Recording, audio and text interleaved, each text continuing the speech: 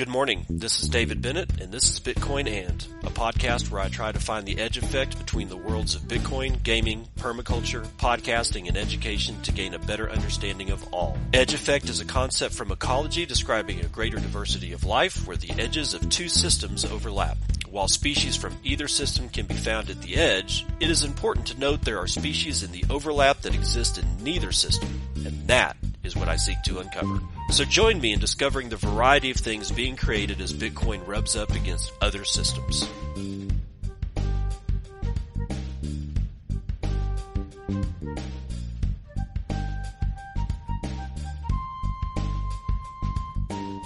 It is 9:50 a.m. Pacific Daylight Time. It's the 13th day. It's Friday the 13th, in fact. Oh,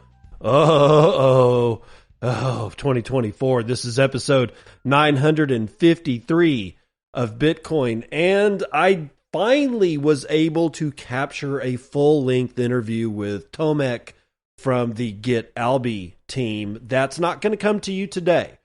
I have found that Friday shows don't do all that well, but I do them anyway, simply because this is what I do, right? This is what I do. So I'm going to edit that thing down and get, end caps and I'll get it all pretty, level out the stuff and get it to you probably, Tuesday, Wednesday, or Thursday of next week. I'm not going to sit on it that long, but I think that the Get Alby discussion that we had is important. I know people are getting ready for their weekend. God knows I hope you have a good one. I hope you barbecue, even though it's after Labor Day. Apparently that's the end of barbecue season. Unless you're me, in which case mid-February is also, barbecue season. Anyway, I hope you guys have a great weekend. Look forward to that episode with Tomek from the Get Alby team sometime in the middle of next week, I guess. So, sorry, I'm drinking some coffee. What do we got today? Well, we're just going to get, as usual, because I just think it's easier to do it this way. Let's just jump right in. A Bitcoin magazine, Vivek Sen, your favorite guy, Michael Saylor, and his company, Microstrategy, has bought an additional $1.11 billion worth of Bitcoin.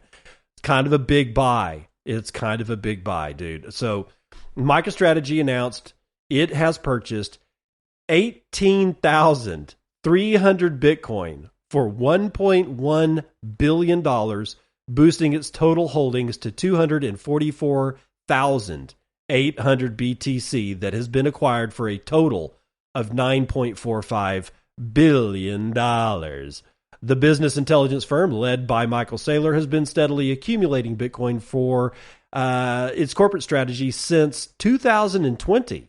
I mean, he's been in the game for a while now, man. It's damn near 4 years. MicroStrategy's latest billion-dollar purchase was conducted at an average price of $60,000 or $60,408 per Bitcoin, according to Saylor. The company has achieved a 17% Bitcoin yield year to date, capitalizing on BTC's appreciation as it continues to borrow fiat at low interest rates to expand its holdings. God only knows what happens when they drop the interest rates this month. At current prices, MicroStrategy's Bitcoin trove is now worth over $15 billion, greatly benefiting shareholders. The company's stock price has surged in tandem with its Bitcoin accumulation. Despite rough market conditions in 2024, MicroStrategy continues just buying Bitcoin and continuing to compound its Bitcoin position for the long term.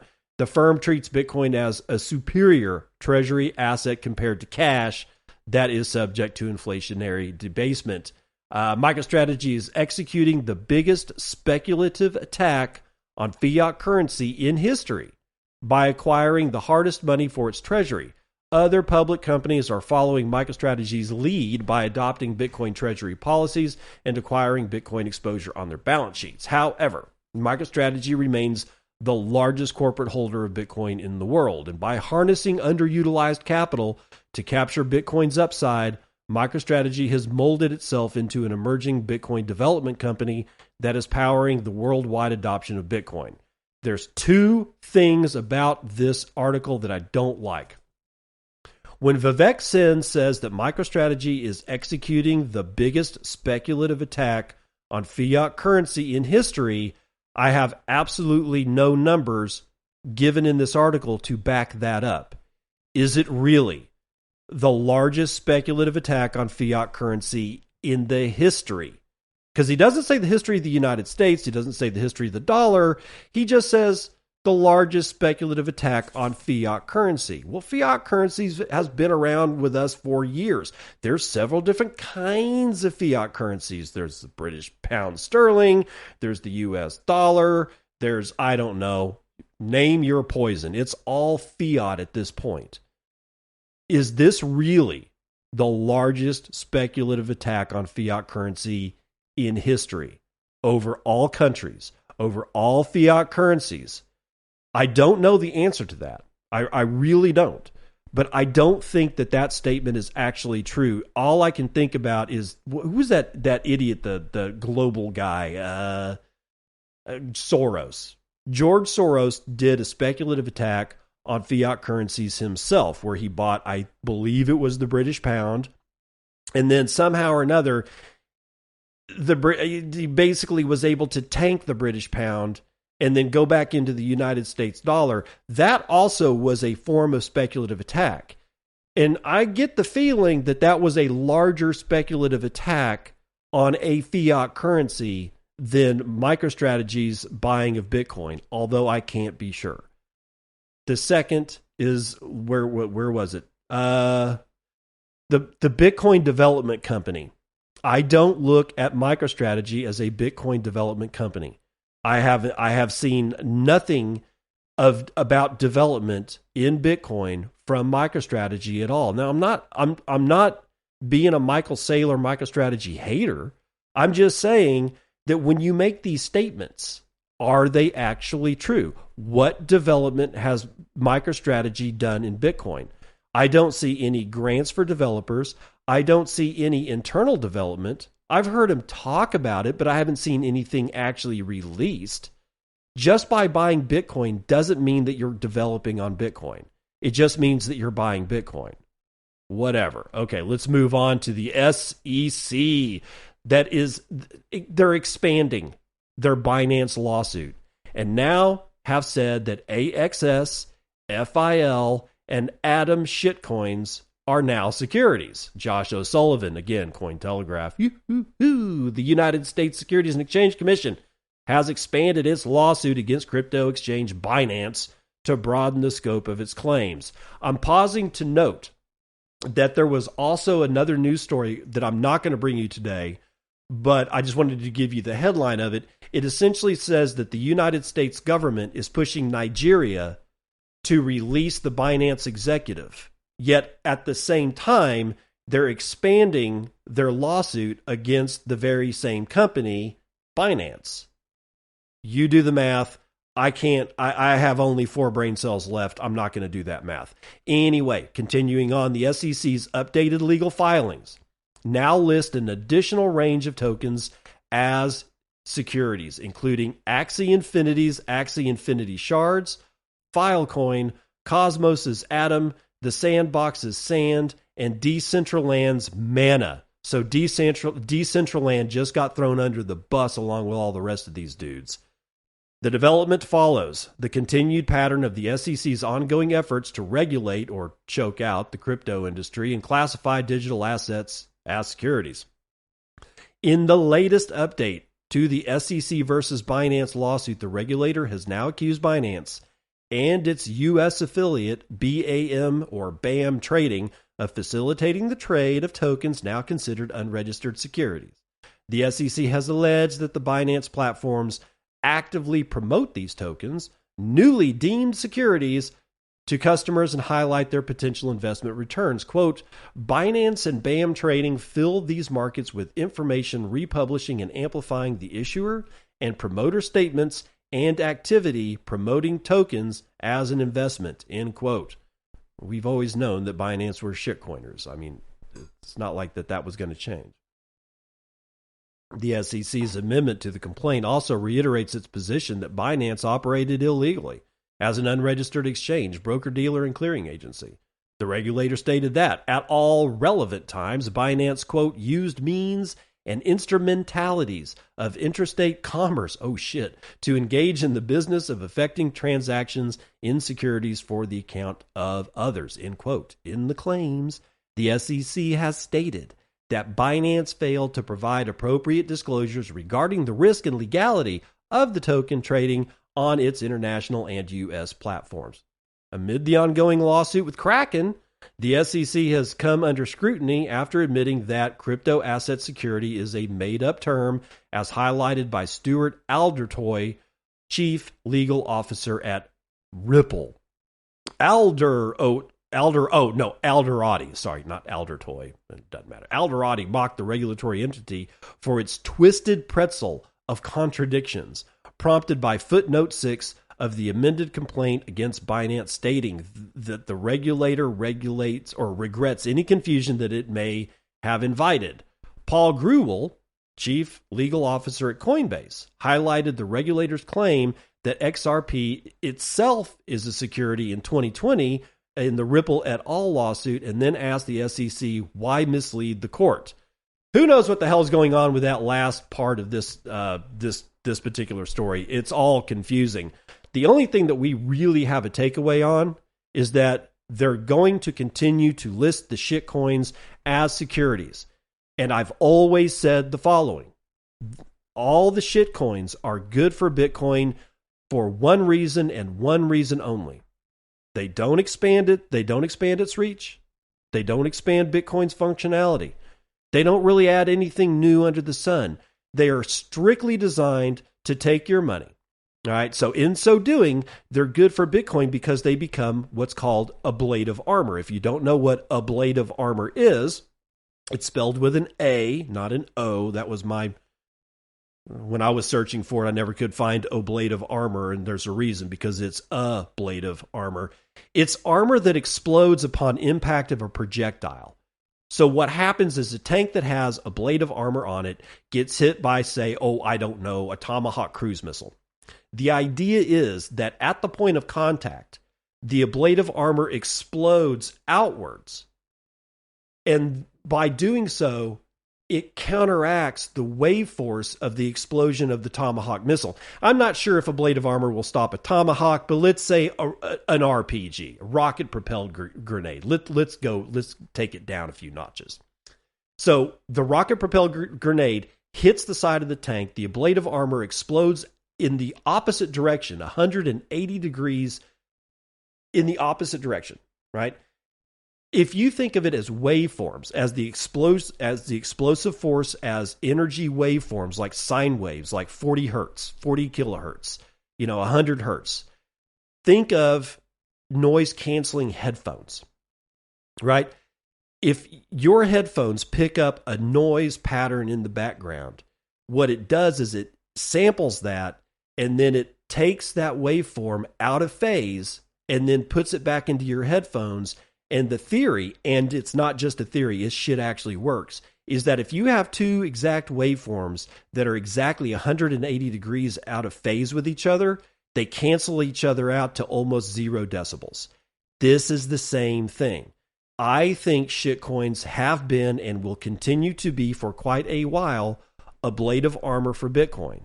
While the projectiles of the SEC are really trying to get to Bitcoin, they keep hitting the ablative armor of the shitcoins. So they have to expend all of their energy to destroy all of the ablative armor around Bitcoin before they can actually start attacking the real target. That's the monster or they view as a monster, Bitcoin, because it has the ability to pull all their teeth, to completely, cut their balls off, basically make them eunuchs and send them away out into the four winds to twist. We don't need these people anymore. We're fine on our own, but they are going to continue to attack Bitcoin. So in this particular case, this is an example of the amount of energy they're going to have to expend on this handful of shitcoins. There's 10,000 of them. There's 10,000 shitcoins. It's going to take them forever to clean off the ablative armor around Bitcoin before they can finally start looking at the target that they actually want to see. Let's continue on with what the Fed's going to do. What is the Fed going to do? Well, there's chances are more than likely that they're going to cut rates. In fact, we know they're going to cut rates this month. The question becomes, is it 25 basis points or is it 50 basis points? And I've talked about this before. Well, this piece from CoinDesk and Stephen Alfer may let us know that they might be considering a 50 base point move because the rate or the odds of a 50 point Fed cut next week jumps to 45%. Now, this was not the case yesterday, but now it's jumped. Okay, so just 24 hours ago, it was thought to be nearly a done deal that the U.S. Federal Reserve would trim the benchmark Fed funds rate by just 25 basis points when it meets next week. But the calculus has quickly changed. After all, the employment picture, as suggested by the August jobs report last week, remained robust. And inflation, as shown by this week's CPI and PPI reports, continue to remain a bit stickier than hoped. Wall Street Journal reporter Nick Timiraos occasionally referred to it as Nicky Leaks due to his excellent sources inside the Federal Reserve. And Thursday afternoon, he published an article suggesting that the decision on the size of the rate cut was still up for debate. Quote, "I think it is a close call," John Faust, previously a senior advisor to Fed Chair Jerome Powell, told Timiraos. I cannot pronounce that name. Timiraos. Timiraos. Timiraos. We'll say that one. "You can make a very good case for 50, said Esther George, president of the Kansas City Federal Reserve, for more than a decade until last year. And she noted that the Fed moved quickly to tighten policy above the neutral rate, so it might make sense for the central bank to move just as quickly to ease. Shortly following the article, the chances of the Fed slashing 50 basis points next week jumped to more than 40% from percentages in the high teens just a few days earlier. And at press time, the odds of a 50 basis point cut had risen a bit further, all the way up to 45%. The news may also have been responsible for a quick turnaround in the U.S. stock market Thursday afternoon, which closed with decent gains after sporting losses earlier in the session.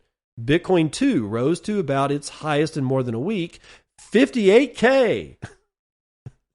58,400. It has since slipped to wait.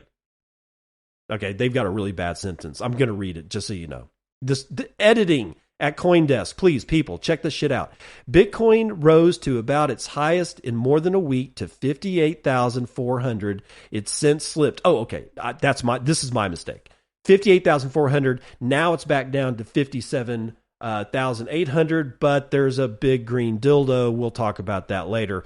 All things being equal, easier monetary policy is generally assumed to be a good thing for risk assets, Bitcoin included, but in Bitcoin's current bear phase, assumptions can quickly change. At least some analysts have said that the Fed moving faster with rate cuts might send prices even lower. Yeah, we talked a little bit about that last week.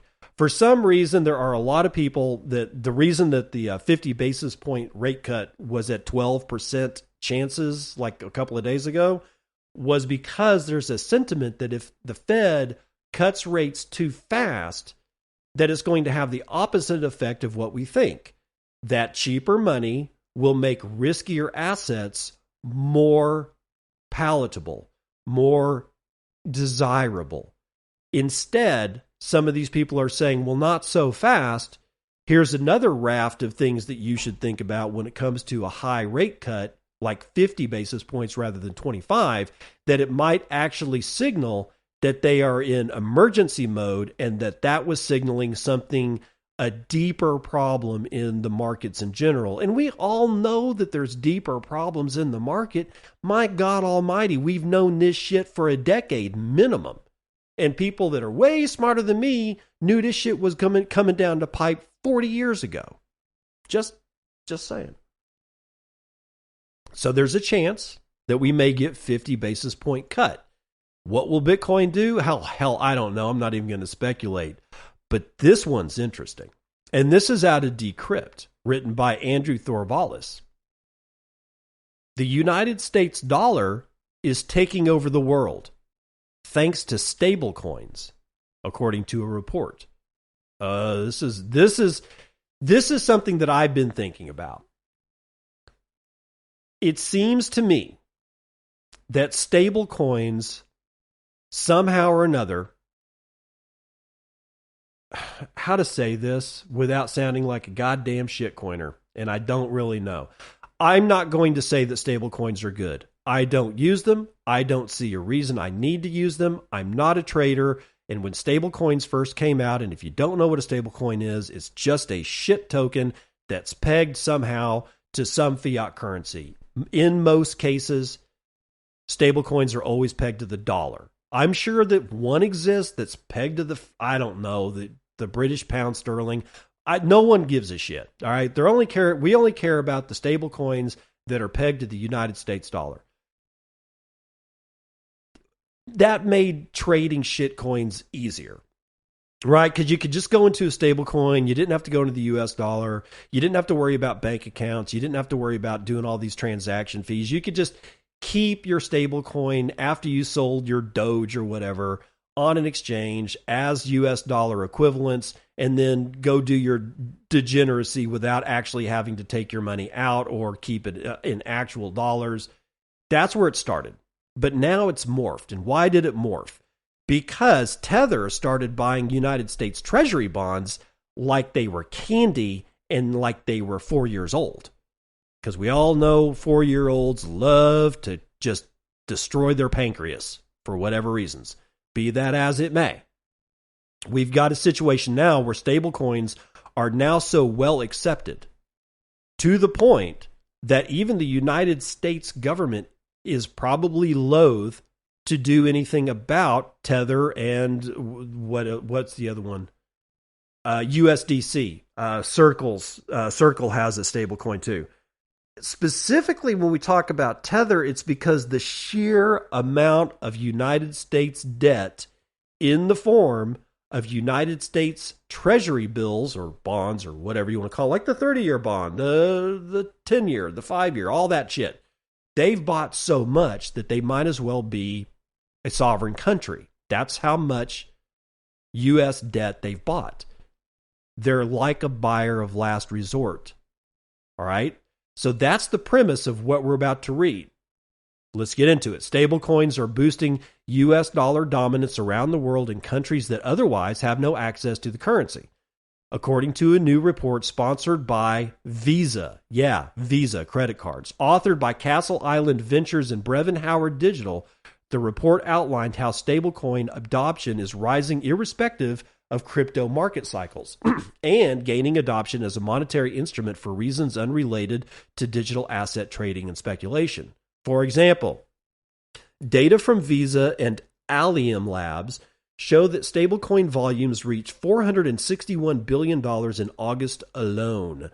That's the third highest month on record, surpassing any point from the 2021 bull market, despite crypto's market slump over the past 2 quarters. Quote, even though they are small still, they are extending the reach of the dollar, the United States dollar, especially in countries where USD is scarcely available, wrote Nick Carter, general partner at Castle Island Ventures, on Twitter on Thursday. Stablecoins are blockchain-based currencies. We already know what they are. I told you about that, so we'll skip that. As the authors note, a whopping 98.97% of stablecoins in circulation are currently backed by U.S. dollars, making the USD even more dominant in the stablecoin sector than other areas of foreign exchange dominance. Chief among them is Tether, which alone accounts for 69% of the $170 billion stablecoin market, according to DeFi Llama. The report includes results from a survey of 2,500 individuals across Nigeria, India, Indonesia, Turkey, and Brazil, all countries where traditional dollar banking services are limited.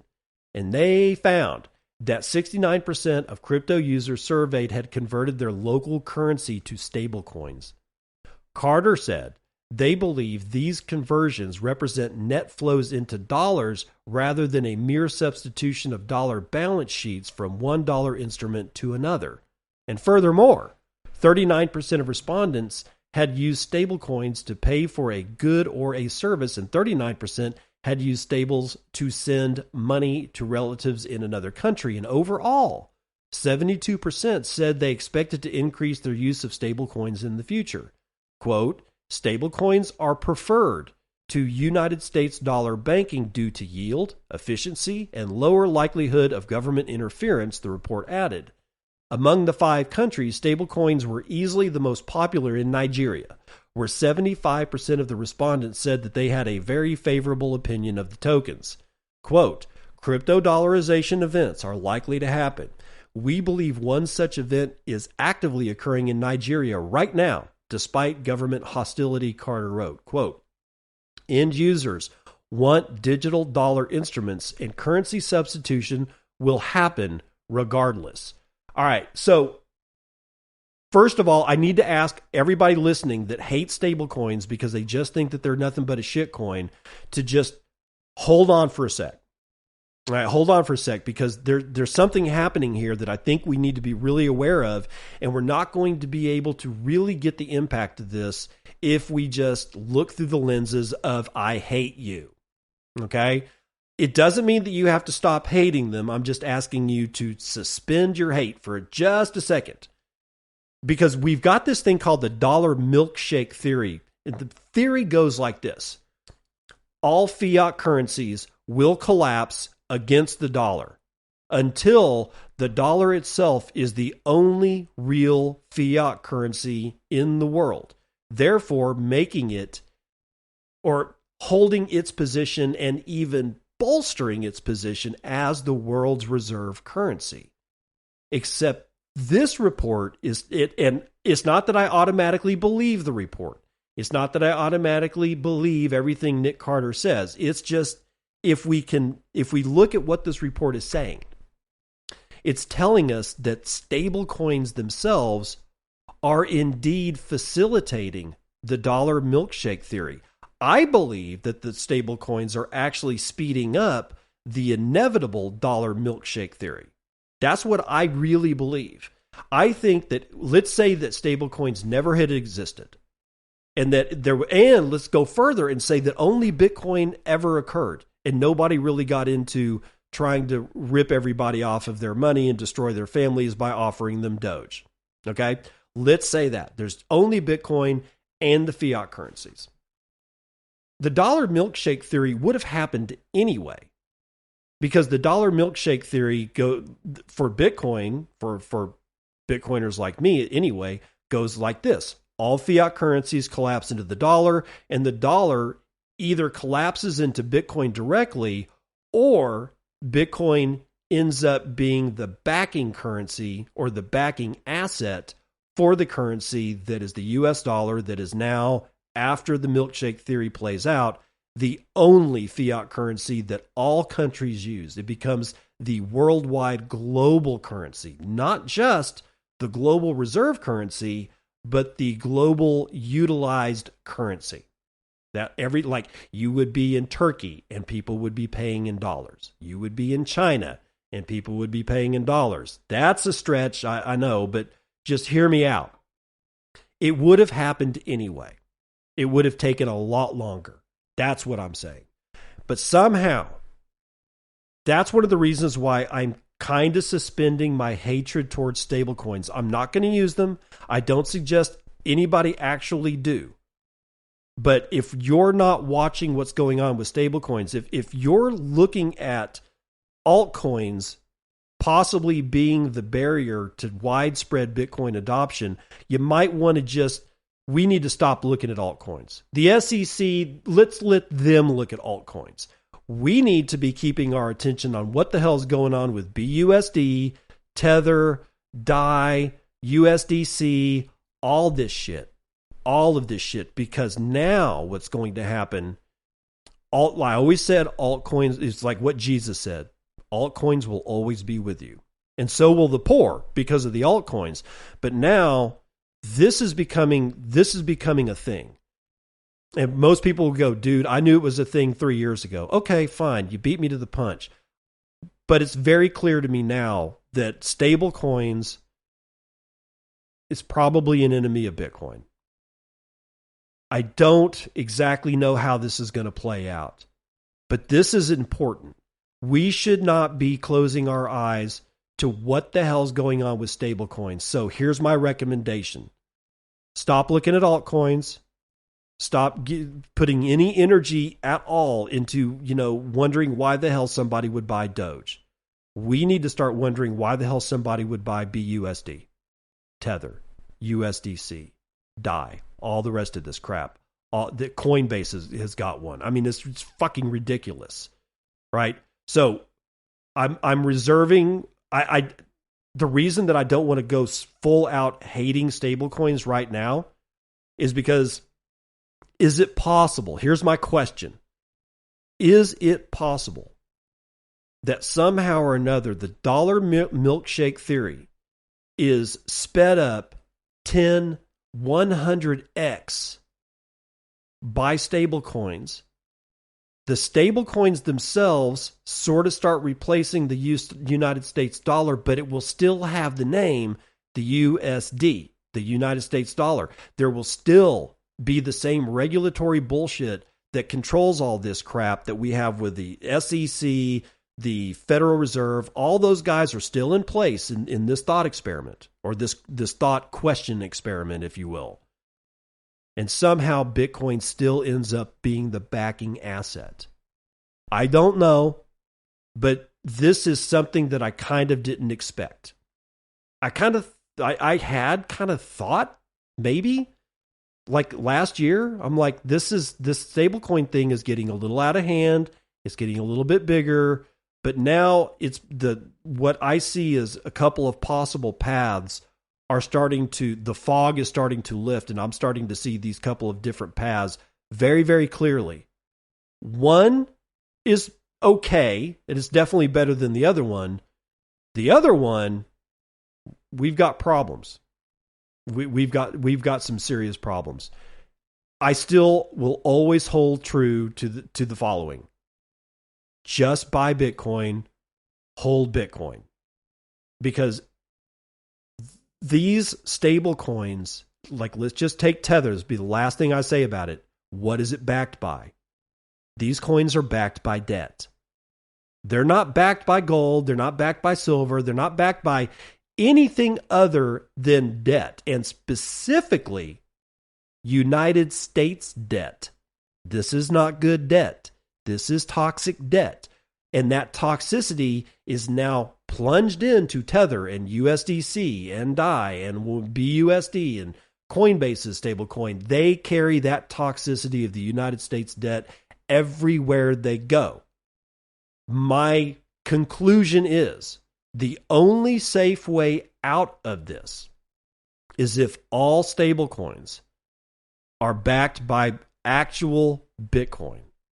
That's what I'm going to say. And that's all I'm going to say about it. Let's run the numbers.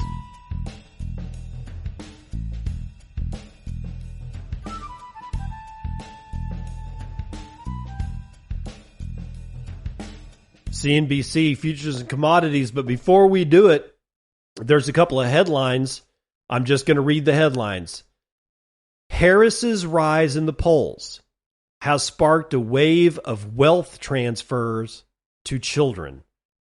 Under current law, individuals can transfer up to $13.61 million. Couples can send up to $27.22 million to family members or beneficiaries without owing estate or gift taxes.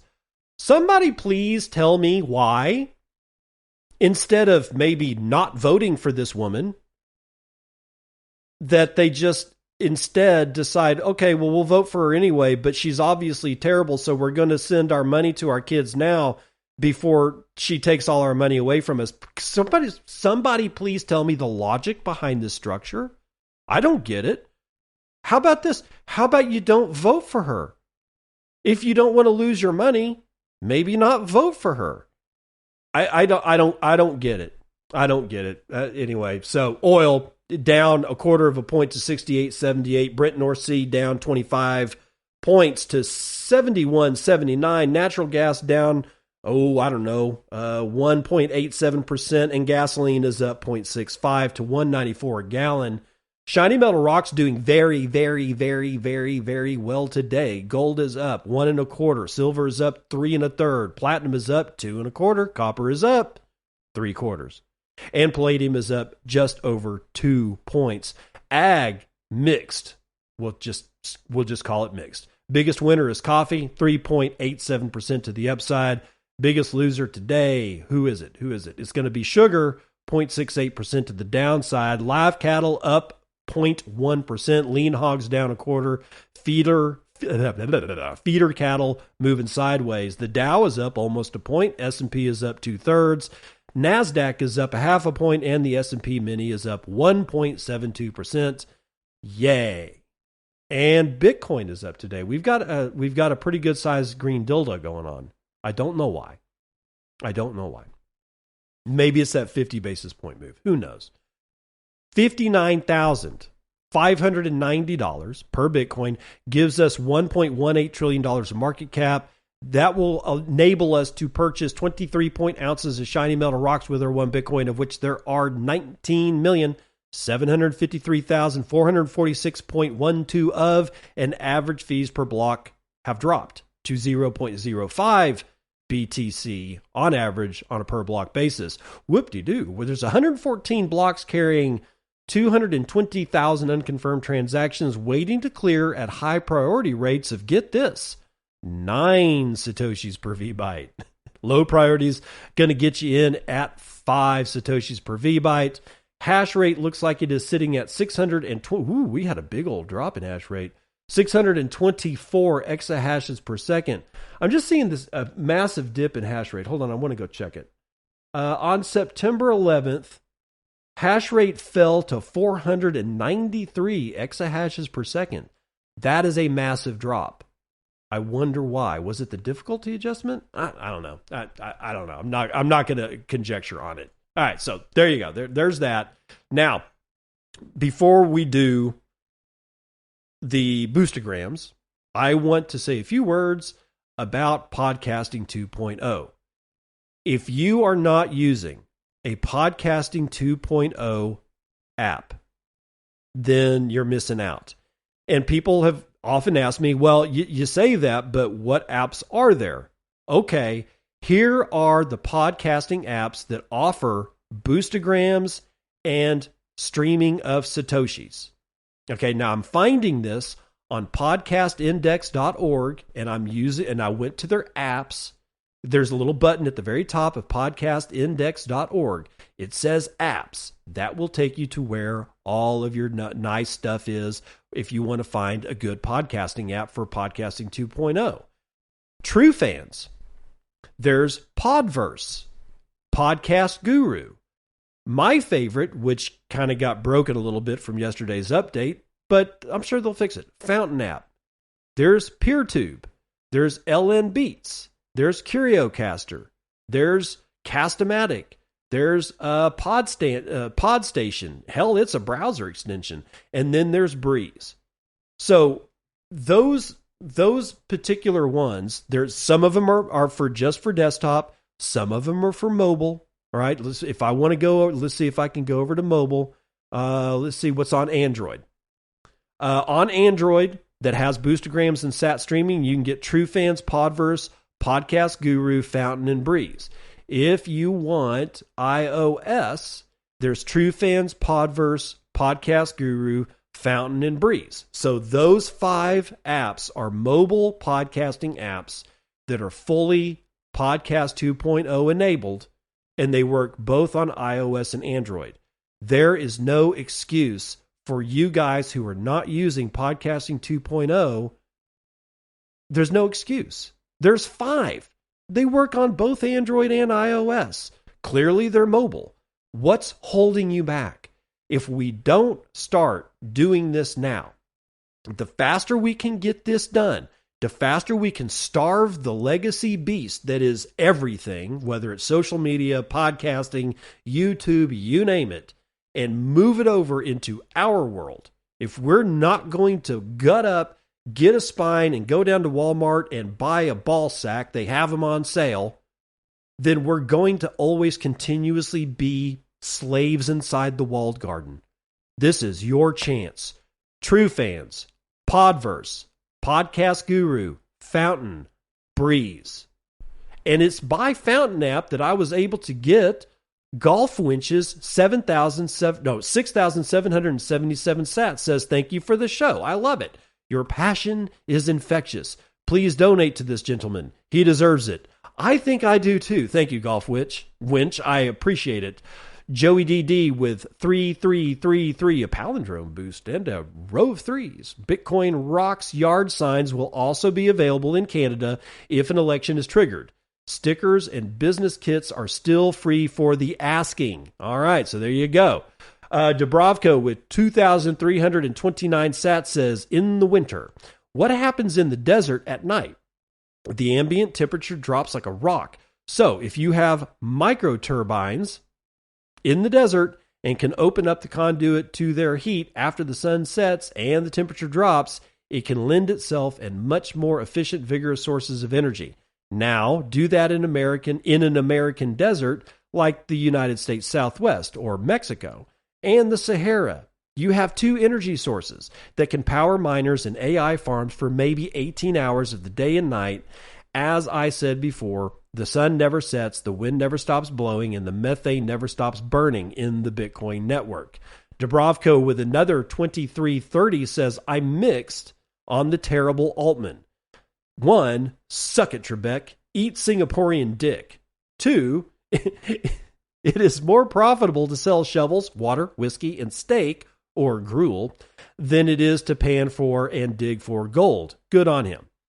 The heat batteries have a really good niche, just right off the bat. You can get different media very hot and keep it if properly insulated, and different techniques of storing various energies continue to be investigated. You mentioned hot places. Solar panels are actually more effective when the ambient temperature is cooler or colder. So solar is just looking for sunny places. Case in point, you have to measure and make sure that your panels in your system don't overload your controller in the WT. And I don't know what that last part meant. Dubrovko with another 2320 says, good thing the FUD-BI are here to help protect me from the 87% of fraud out there. Pretty cool that Tor is on Amethyst.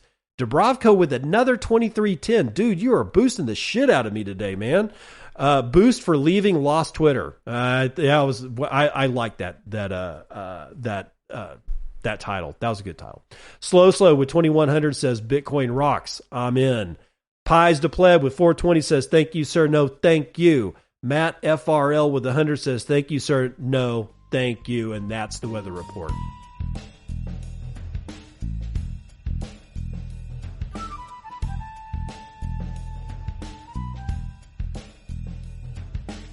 Welcome to part 2 of the news that you can use. OpenSats grants a long-term support for WireGuard creator Jason Doenfeld.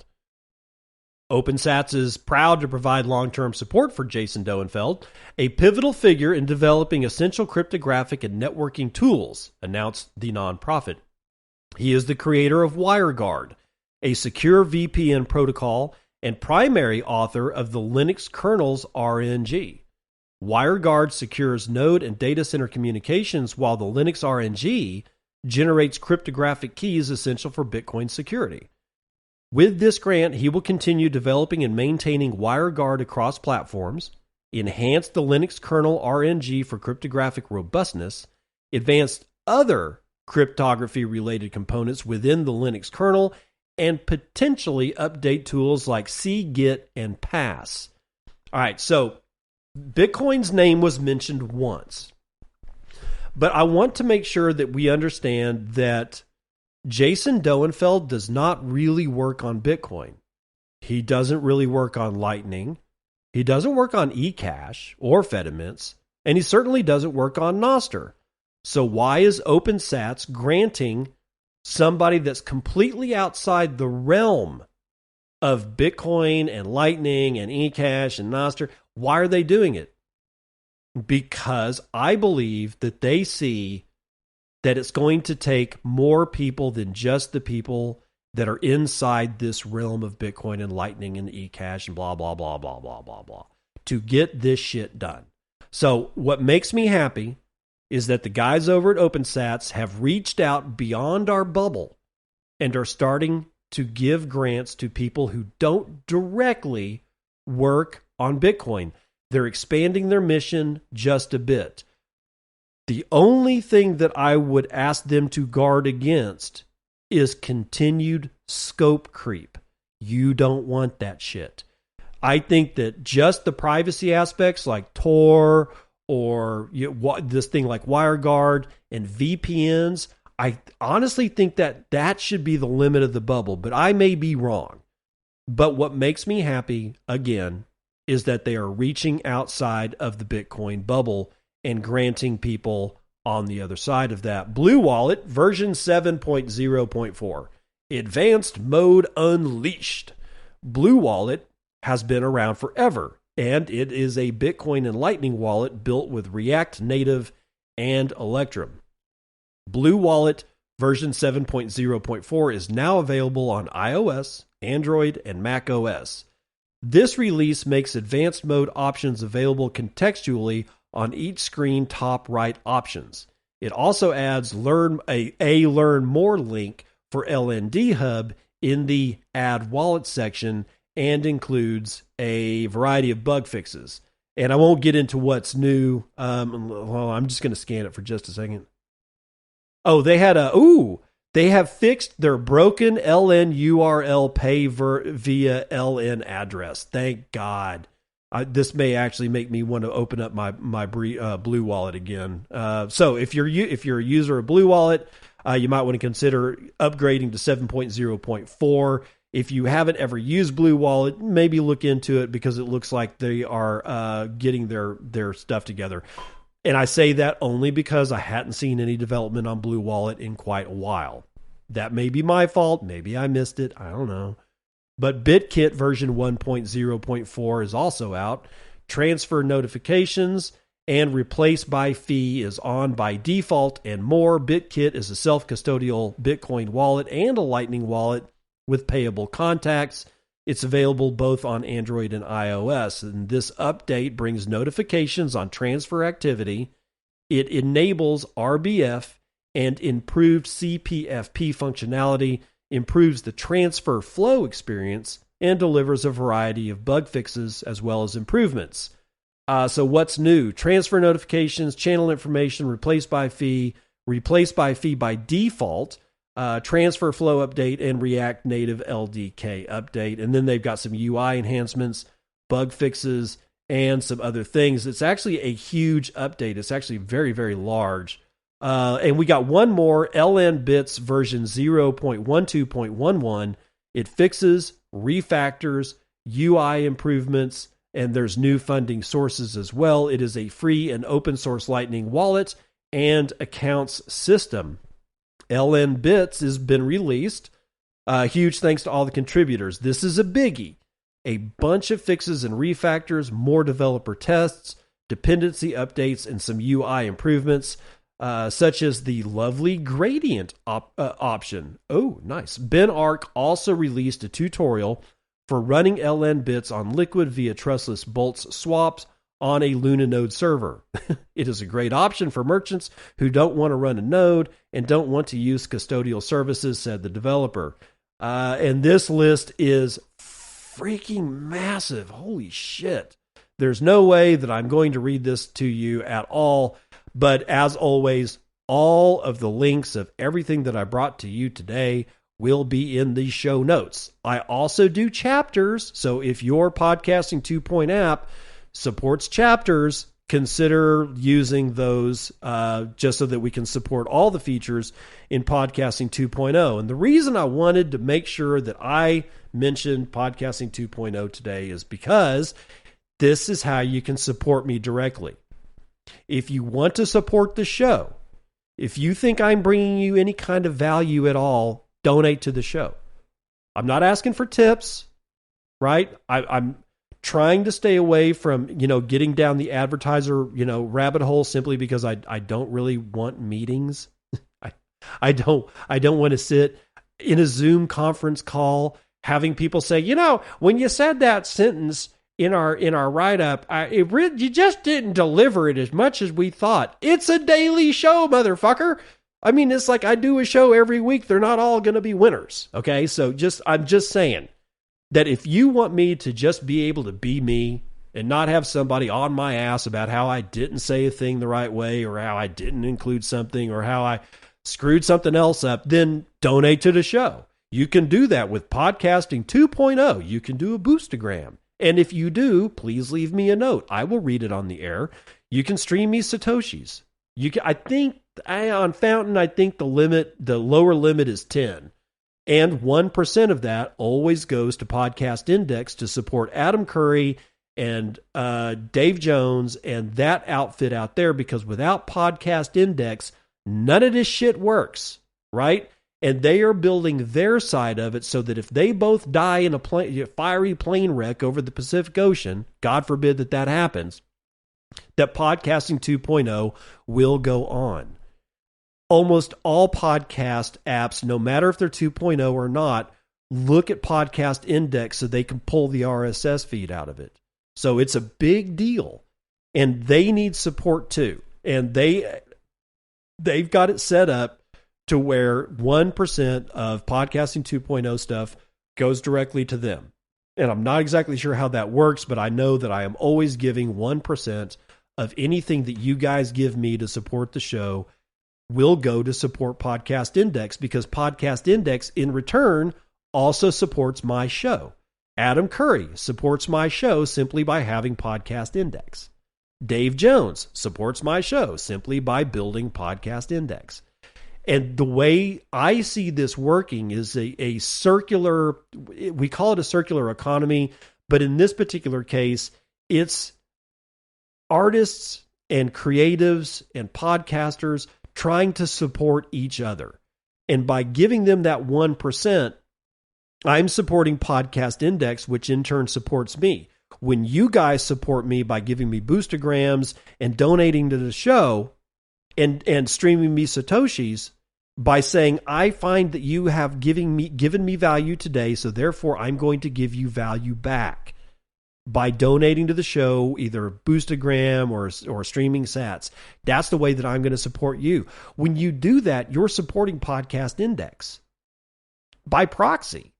And Podcast Index is supporting me by enabling you to be able to support the show. See how this works?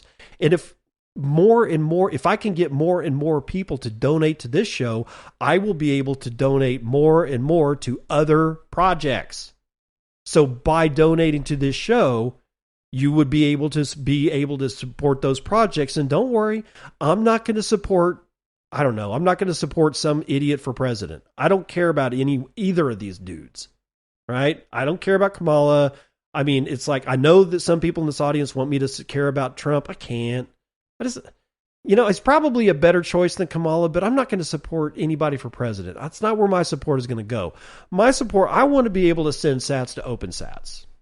I want to be able to send sats to a developer directly. I like Laserin and all those guys over at Project Alexandria. I want to be able to support them, but I can't do that unless I get supported myself.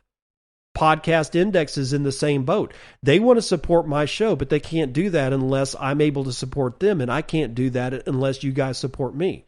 And the more that we grow this network of support amongst each other, I almost guarantee that there will be a synergy where 1 + 1 doesn't equal 2. It equals more like 6 or 500. Nobody knows how synergy actually works, but we do know that it works. And by having more people donate to this show, I will be able to help more people donate to what they want to donate to. So consider that, because when you donate to just my show, you might think that you're just donating to my show, but that's not true. You're also donating to one of the most important projects in the podcasting space, and that's Podcasting 2.0 and Podcast Index. So keep that in mind. Go out and have the best weekend you ever had, and I will see you on the other side.